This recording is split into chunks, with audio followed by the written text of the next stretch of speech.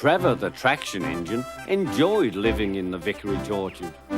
Edward came to see him every day, but sometimes Trevor didn't have enough work to do. "I do like to keep busy all the time," he sighed one day. "And I do like company, especially children's company." "Cheer up," smiled Edward. "The Fat Controller has work for you at his new harbour. I'm to take you to meet Thomas today." "Ah!"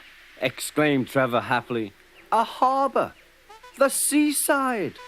Children! That will be lovely!"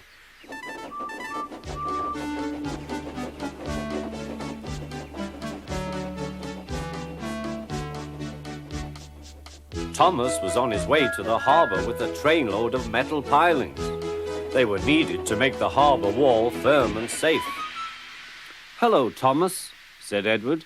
"This is Trevor, a friend of mine. He's a traction engine."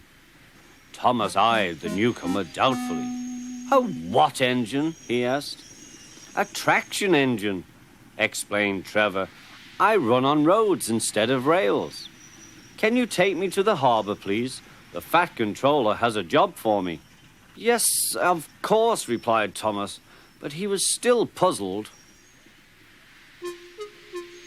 Workmen coupled Trevor's truck to Thomas's train, and soon they were ready to start their journey.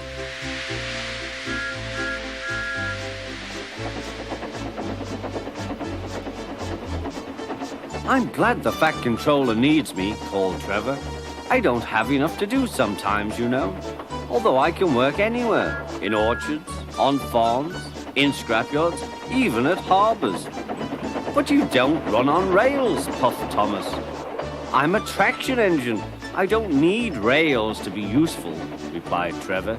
"You wait and see."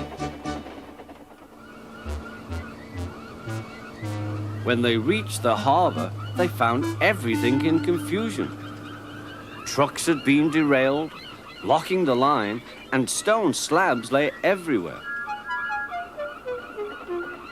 "We must get these pilings past," said Thomas's driver.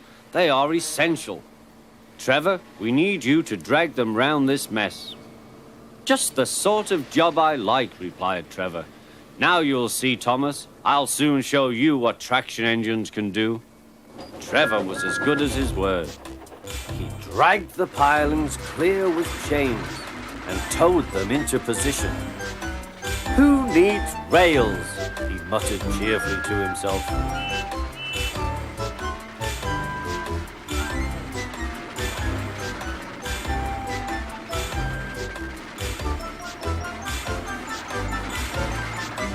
Later, Thomas brought Annie and Clarabelle to visit him. Thomas was most impressed. "Now I understand how useful a traction engine can be."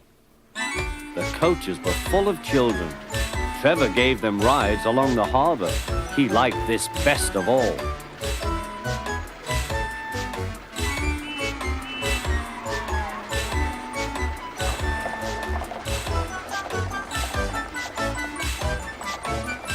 "He's very kind," said Annie.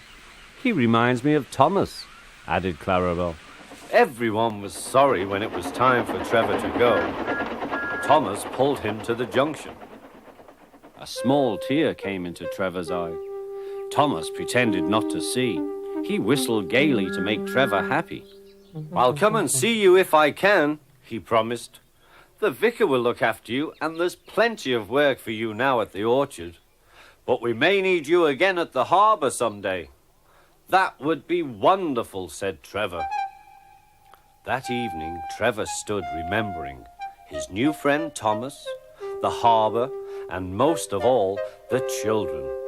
Then he went happily to sleep in the shed at the bottom of the orchard.